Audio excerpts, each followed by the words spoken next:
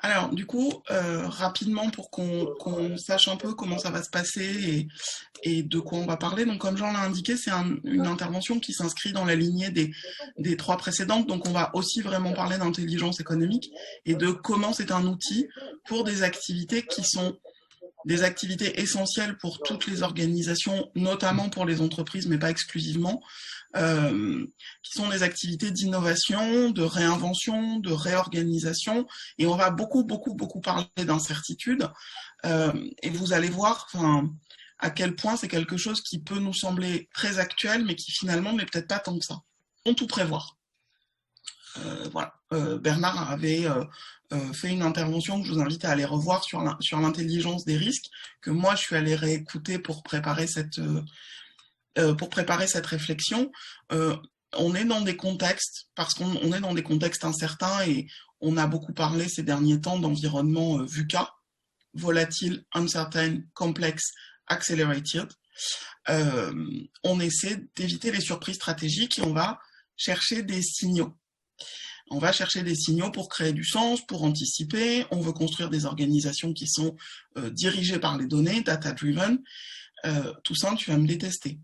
Cet atelier est anglobiche, mais je fais de mon mieux.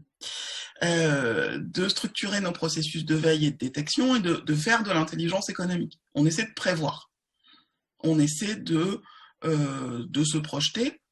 La difficulté qu'on rencontre tous et toutes, dans nos contextes aussi bien professionnels que personnels, qu'associatifs, que citoyens finalement, c'est que ce contexte il est volatile et c'est un mot que j'utilise ici au sens un petit peu de la chimie, la qualité des molécules olfactives, et on le sait quand on fait la cuisine notamment, c'est de pouvoir s'évaporer, se diffuser, et donc elle s'éparpille, elle s'éparpille dans l'atmosphère, on a du mal à les saisir, et on est dans un contexte aussi où les informations arrivent de tous les côtés.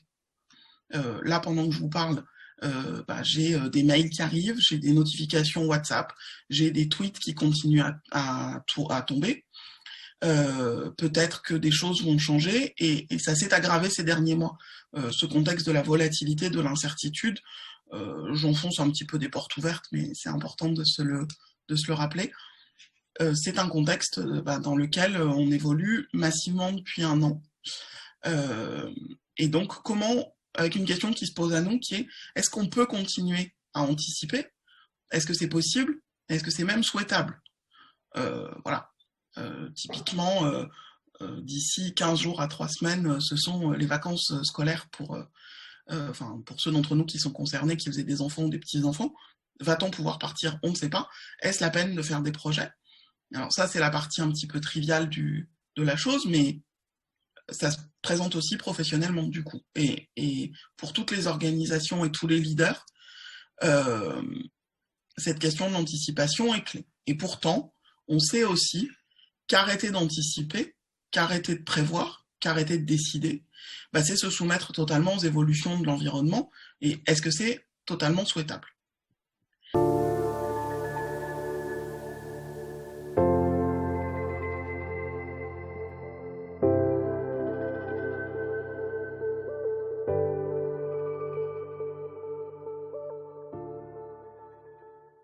Et cette question de la réaction face à l'inconnu, face à l'incertain, face à des choses qu'on a du mal à saisir, c'est une préoccupation qui est très actuelle mais qui n'est pas récente.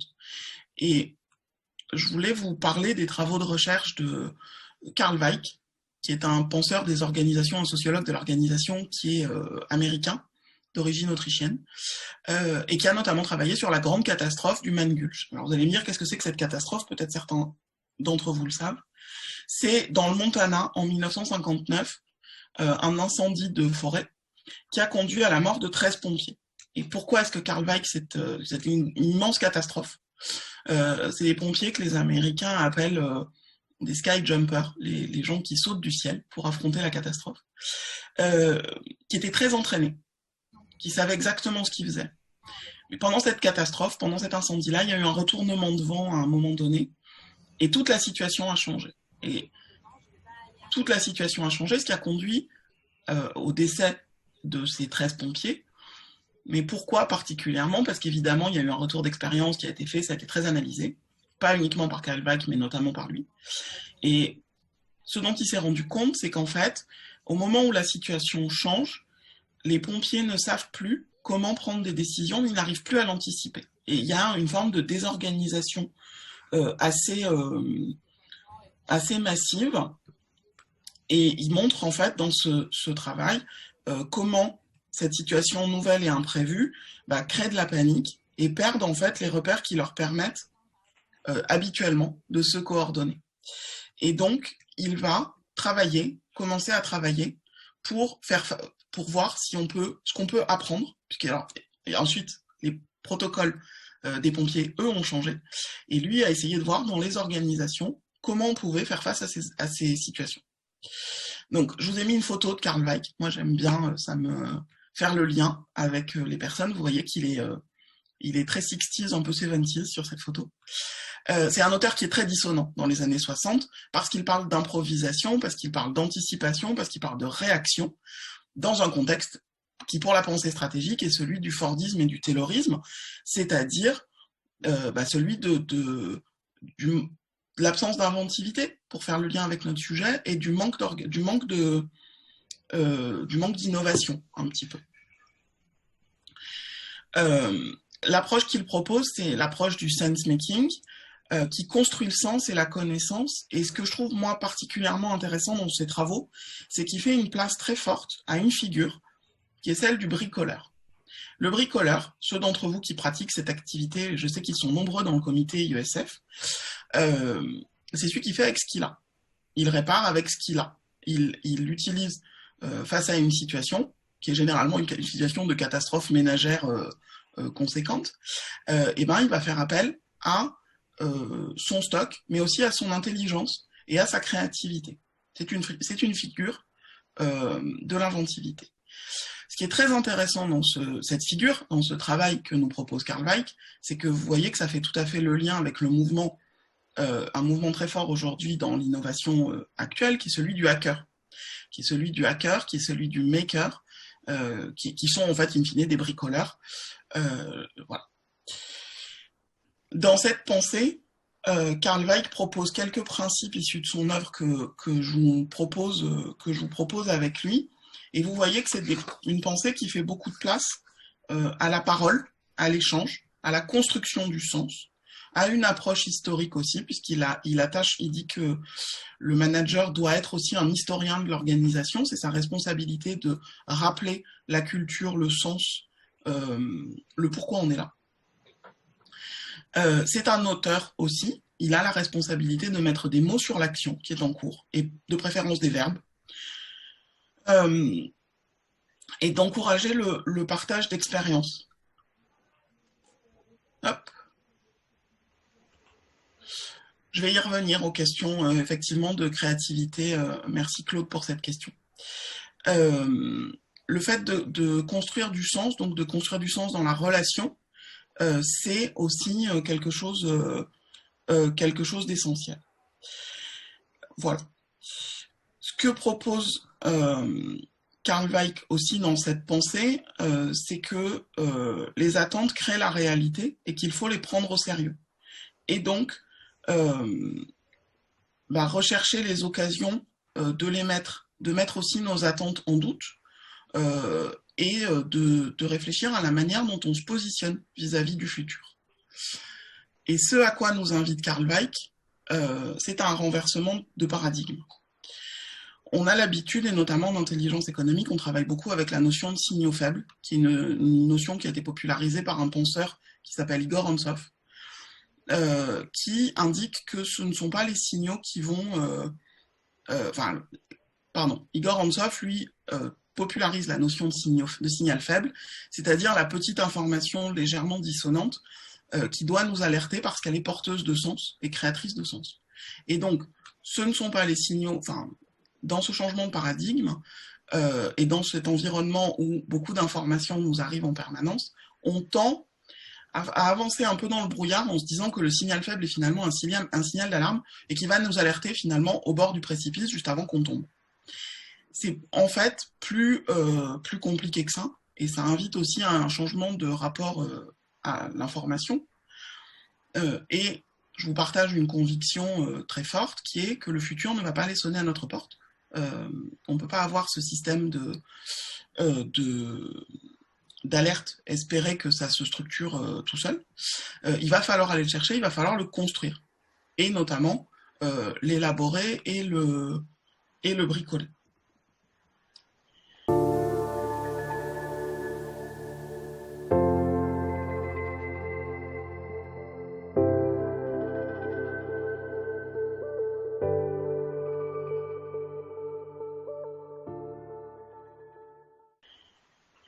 Les Grecs avaient un mot pour ça. Les Grecs avaient utilisaient 4 mots pour parler d'intelligence, et notamment ce mot-là, Métis, qui est aussi une déesse, c'est une océanide.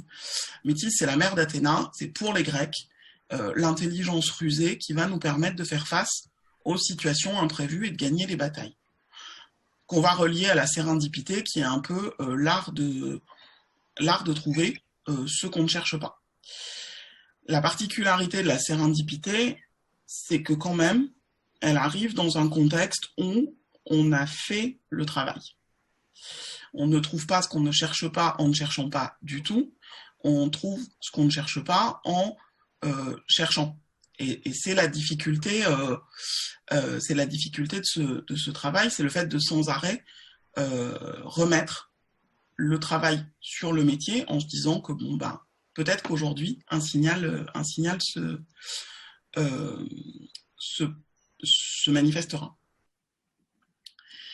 Cela conduit plus pratiquement, et si on parle d'innovation et plus spécifiquement d'innovation organisationnelle et d'innovation dans les organisations, à de nouvelles méthodes qui sont aujourd'hui des méthodes du quotidien des ingénieurs, en fait, alors plus ou moins quotidiennes en fait, parce que les méthodes agiles qui sont initialement prévues pour la programmation informatique, pour la construction de projets et pour suivre au mieux les attentes du client, ça, c'est très connu, c'est très adapté. On parlera de Scrum, on parlera de rituels des équipes, et on revient effectivement à une forme d'opérationnalisation de la pensée de Carl Weick, qui est celle du bricolage, de la construction du sens, d'avoir des rituels où on échange.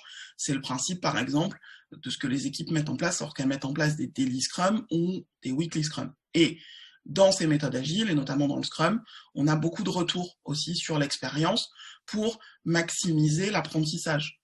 Qu'est-ce qui s'est bien passé, qu'est-ce qui ne s'est pas bien passé, comment on peut... Voilà. C'est des méthodes qui sont extrêmement ritualisées. Et j'insiste sur ce mot, c'est vraiment essentiel, c'est-à-dire de créer des espaces, de créer des temps, de créer des modes d'échange. Si vous suivez et si vous participez à ce type de réunion, vous allez vous apercevoir que les équipes finissent par avoir un vocabulaire tout à fait spécifique. Alors après, ça pose des enjeux également en termes d'ouverture, d'intégration, d'accueil de nouveaux collaborateurs, mais clairement, ces équipes inventent des mots qui décrivent leur métier, leurs actions, et c'est une part extrêmement importante de ce type de méthode. Je vous le fais en remontant, du coup. Une autre méthode qui est clé, c'est les méthodes qui sont, pour le coup, là, inspirées du Lean Startup. Donc, c'est le Lean Startup d'Eric Ries. Son ouvrage est très, très bien. Et la fiche Wikipédia est très bien faite également. Je vous invite à regarder. Ce que je trouve intéressant et le lien que ça fait avec cette figure de Carl Weick, c'est l'outillage de la figure du bricoleur, en réalité. Alors, dans le monde qui est le nôtre, qui est le monde du digital, puisque ça a été essentiellement conçu pour ça, mais qui va proposer des approches basées sur l'identification de ce qui crée la plus forte valeur, de la possibilité de d'abord commencer par ça, puis de réfléchir avec son client. C'est des méthodes qui sont vraiment conçues pour les startups, mais qu'on peut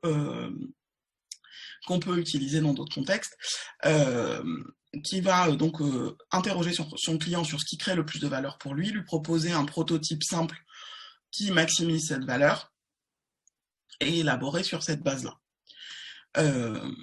Voilà, c'est des méthodes qui sont vraiment en train de se répandre et qui sont de plus en plus intéressantes pour nombre d'entreprises, notamment avec l'émergence d'outils qu'on qualifie, les outils qu'on appelle les outils no-code, des outils comme Zapier ou Airtable qui permettent de construire très rapidement des prototypes en fait, et du coup de tester très vite. Et encore une fois, on est dans des approches d'essai-erreur, d'apprentissage, de qu'est-ce que j'ai appris de cet échec. C'est une part essentielle. Et la dernière approche, qui est sans doute la moins répandue encore, mais qui, je pense, est celle qui porte le plus de possibilités, d'ouverture, qui est certainement la plus créative, c'est ce qu'on appelle aujourd'hui le design fiction. Alors, qu'est-ce que c'est? Le design fiction, c'est une méthode qui mobilise des outils et approches qui sont classiques en design thinking, c'est-à-dire des approches qui sont normalement inspirées de la pensée design et qui, pareil, tendent à se généraliser. Toutes ces approches ont été testées dans certains contextes et puis elles essaiment, elles se répandent, les gens se les approprient. Je vous dis, Scrum, au départ, c'est vraiment une méthode pour la programmation informatique. Aujourd'hui, on voit de plus en plus d'équipes qui ne font pas du tout de programmation et qui pourtant les exploitent et les utilisent. Ça demande un petit travail quand même de médiation. Donc le design fiction, c'est une médiation de cette pensée inspirée du design et des designers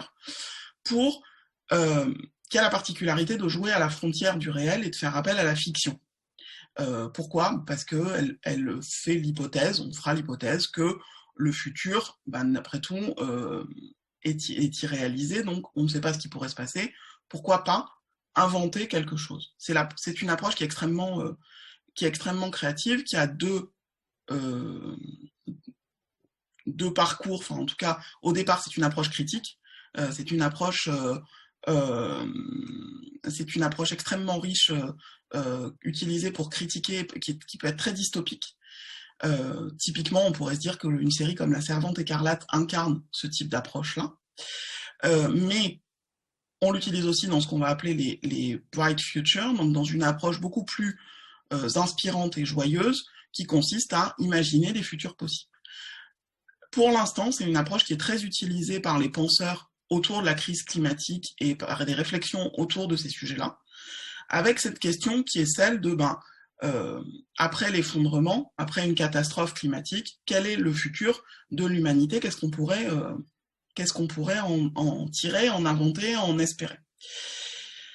Et on observe, et je vous invite à regarder les travaux d'un monsieur qui s'appelle Kim Stanley Robinson, je vous mettrai toutes les références, vous inquiétez pas, d'un monsieur qui s'appelle Kim Stanley Robinson, et qui dit que notre responsabilité face à ça aujourd'hui, c'est d'imaginer des futurs possibles et des futurs souhaitables, et des futurs qui nous semblent désirables. Donc en fait, de dire, nous avons besoin d'utopie.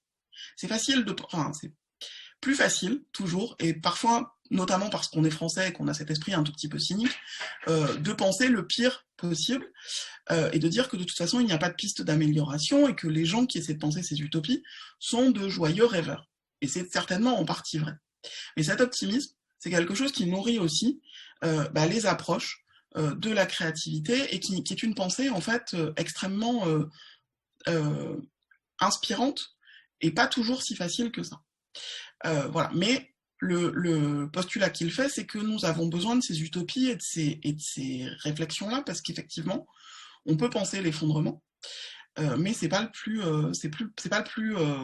d'abord, c'est pas le plus réjouissant, et puis ça finit par nous peser tous sur la manière dont on s'envisage, et ça nuit à notre capacité d'anticipation. L'anticipation, c'est quand même un process qui est essentiellement psychologique, et qui nécessite qu'on ait envie d'aller vers le futur. Et c'est le cas pour nous en tant qu'individus, pour nous en tant que citoyens, mais aussi pour nous en tant qu'ingénieurs et acteurs clés de l'innovation, quand même, ingénieurs, chercheurs, scientifiques, qui nécessitent une pensée un petit peu, une capacité à se projeter dans le futur. Voilà. Je vous dis, la méthode du design fiction est quelque chose qui est très émergent. Il y a beaucoup de travaux issus notamment de Belgique qui sont extrêmement riches, et je tiens des références à votre disposition.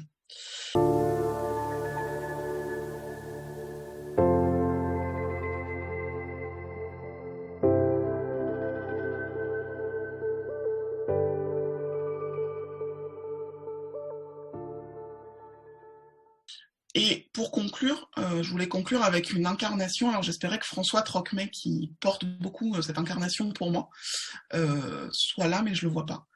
Pour l'instant, je ne sais pas si vous connaissez ces deux personnes, hein, si ça dit quelque chose à quelqu'un, si vous les reconnaissez en tout cas. Parce que quand je vais vous expliquer, vous allez être, vous les connaissez. Jean, ça te dit quelque chose? Il faut que tu rallumes ton micro pour me parler. Non, désolé, je connais sûrement, mais ça me rappelle rien à l'instant. Le monsieur qui était à gauche avec sa moustache blanche, c'est le pilote d'avion Chesley Sullenberger, qui était plus connu sous le nom de Sully, qui est avec son premier officier que vous voyez, non, j'ai pas retenu le nom, mais qui a posé son avion, un A320, sur l'Hudson à New York, le 15 janvier 2009. L'avion venait de décoller de l'aéroport de LaGuardia à New York. Il y avait 150 personnes à bord, plus les membres d'équipage, donc un total de 155 personnes. Et juste après son décollage, il rencontre un vol d'oie et il perd ses 2 réacteurs. Et là, en quelques secondes, un total de 208 secondes environ, ces 2 hommes qui sont l'incarnation pour moi de la sérendipité, parce qu'ils venaient pas de prendre les commandes d'un avion, c'était des gens qui avaient travaillé, qui avaient appris, qui avaient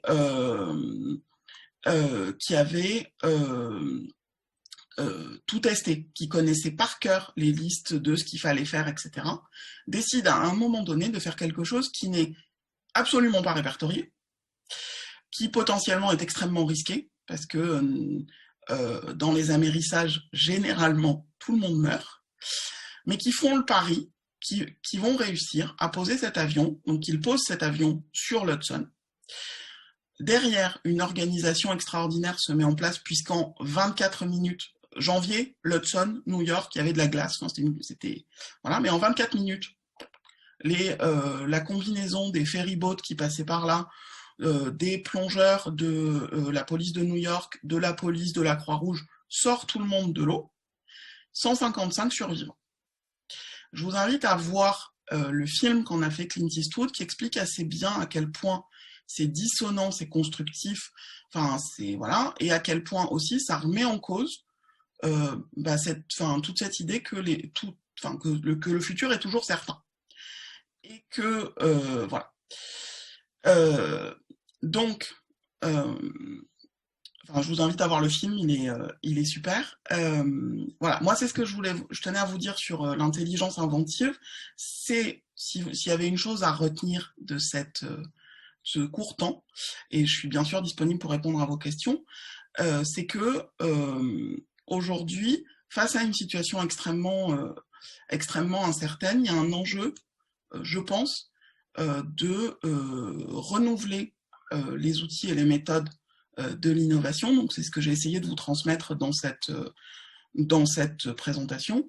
Et aussi, je pense, pour les ingénieurs, de se penser comme acteurs de cette innovation et de cette utopie.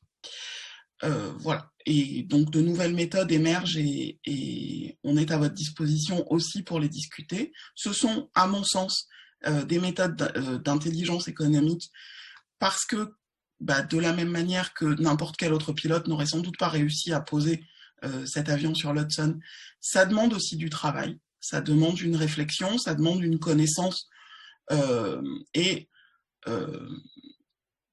un travail qui s'inscrit dans les ateliers qu'a pu vous présenter Bernard de méthodes. Ça fait énormément appel aux enjeux de collaboration. Ça demande un renouvellement de culture managériale, ça demande aussi une excellente analyse des risques et ça renouvelle aussi les formes d'anticipation.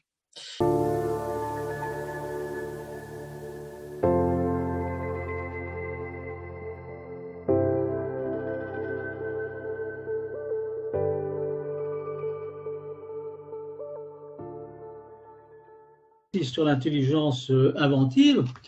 D'abord, ce que je voudrais dire, ce sont les ingénieurs qui changent le monde, Totalement. Beaucoup plus que les autres. Ce sont les ingénieurs qui vont le refaire. Quand il est cassé, c'est à eux qu'on demande des solutions. Et qui dit solution dit problème. Et nous avons beaucoup de problèmes en ce moment à cause de la pandémie. Et il va falloir identifier ces problèmes, les faire valider, notamment par nos amis ingénieurs, parce qu'il y a les problèmes, il y a les faux problèmes, et faire le tri entre les deux, ce n'est pas du temps de perdu, c'est même du temps de gagné, parce qu'on peut imaginer des choses, justement, qu'évoquait Julie. Ce que je retiens du discours de Julie, qui me paraît tout à fait intéressant, c'est qu'elle a dit l'invention, la créativité, ce sont des rites, des espaces, c'est du temps, c'est l'intégration de nouveaux collaborateurs, c'est l'élargissement des équipes. Ce que je voudrais dire, c'est qu'elle nous décrit, c'est une intelligence collective, quelque part. On n'invente pas tout seul forcément dans son coin, la démarche existe, mais elle est tout à fait joignable avec une démarche collective. Et donc, ça me fait penser à la manière dont on invente. Lorsque, en France, la politique publique d'intelligence économique a démarré, je suis allé à Princeton voir, parce que le Premier ministre de l'époque le voulait, comment à l'Institut d'études avancées, je ne dis pas à l'université, comment on innovait et comment on inventait. Il m'a dit, vous voyez, monsieur Besson, c'est très simple. Pour fabriquer des prix Nobel, il faut un rez-de-chaussée. Pas d'étage, pas d'ascenseur. Ça tue l'imagination, qu'évoquait Julie. Et comment ça se passe? Eh bien, venez avec moi. Et nous avons parcouru un couloir en rez-de-chaussée et il m'a montré les bureaux. Il m'a dit, vous voyez, ici, il y a un mathématicien. À côté, il y a un statisticien. À côté, il y a quelqu'un qui fait des études en économétrie. Tous ces gens-là ont des subventions qui sont versées par l'Institut. Et lorsqu'ils sortent de leur bureau, ils ont sur la droite et sur la gauche quelqu'un qui n'est pas dans leur métier, mais qui n'est pas loin. Ce qui fait qu'ils ont des occasions d'échanger. Et sur les murs, il y a des tableaux, il y a des craies, et chacun peut discuter, peut faire des croquis, peut faire du design, comme nous l'a dit Julie. C'est très important d'avoir de la couleur, d'avoir des couleurs vertes, rouges, et de dessiner. Et puis chacun doit, à partir de 16 heures, aller s'amuser avec ses petits camarades dans la salle de billard. Et si on ne s'amuse pas, si on ne perd pas du temps à raconter des bêtises, eh bien, on est viré. On n'a plus de subvention. Donc, il y a des rites, comme l'a dit Julie, et ça c'est très important. La créativité, elle peut se concevoir de manière individuelle, ce sont les auteurs par exemple, mais elle peut se concevoir aussi de manière collective. Et l'intelligence économique, ça va consister à faciliter toutes ces attitudes qui permettront de faire émerger des aptitudes qui sont souvent étouffées parce que nos conformismes, notre nez dans le guidon, font que nous passons à côté de collaborateurs qui pourraient mieux s'exprimer, qui pourraient nous apporter ou imaginer des solutions, mais nous ne les écoutons pas parce que nous n'avons pas le temps. Et là, il y a une question de gestion du temps. La créativité, c'est finalement une mise en scène du temps, une mise en scène du hasard. Et là, il faut un petit peu de management. Alors, ça revient au chef d'entreprise. C'est au chef d'entreprise d'imaginer des rencontres entre des gens qui n'ont pas le temps de se voir, qui n'ont aucune raison de discuter ensemble. Eh bien, le fait qu'ils se voient, qu'ils discutent ensemble, c'est la constitution d'un terreau. Alors, on n'est pas dans la programmation, on est dans cette espèce d'adaptabilité, d'intelligence qu'évoquait Julie. Et donc, je suis tout à fait d'accord avec sa présentation et qui nous montre bien que nos ingénieurs ont plusieurs voies qui s'ouvrent devant eux. On est dans quelque chose d'un petit peu de philosophique. On est dans une idée. Il faut un concept au départ, il faut une imagination. Et puis à partir de là, c'est le client qui imagine. Elle l'a dit, Julie. Elle a dit, on demande au client quel est le produit, quel est votre rêve, quelle est la forme que vous voudriez. On est dans une démarche platonicienne. Et c'est parce qu'on a l'idée que l'on va créer. Mais aussi une démarche aristotélicienne qui fait qu'on va demander à nos ingénieurs d'appliquer des process. Les deux ne sont pas incompatibles. L'intelligence économique, elle n'exclut personne. Elle ne fait pas de soustraction. Il y a plusieurs manières de penser collectivement et individuellement, et la créativité, eh bien, consiste à les faire se rencontrer. Je parlais de problèmes et de solutions. La pandémie, c'est une foule de problèmes graves. J'ai dit qu'il fallait les sérier. Ceux qui sont validés, eh bien, ils vont forcément trouver des solutions. Hein. Aucun problème ne résiste à un raisonnement continu, comme disait Voltaire.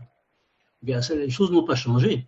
À partir du moment où on a identifié des problèmes dans le territoire où l'on est, dans l'entreprise où l'on est, ou dans l'association ou l'autre entreprise qui est à côté, on a des imaginations qui sont capables de venir régler ces problèmes-là, d'apporter des solutions. Ça aussi, c'est la créativité.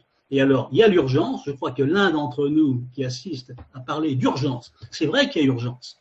Eh bien, l'urgence consiste, on répond à l'urgence en tentant, en essayant de faire en sorte que toutes les intelligences individuelles qui sont concernées par le territoire et qui sont malheureusement pour certaines d'entre elles au chômage à cause de la crise, eh bien, on les réoriente vers la solution des problèmes qui ont été validés par tout le monde.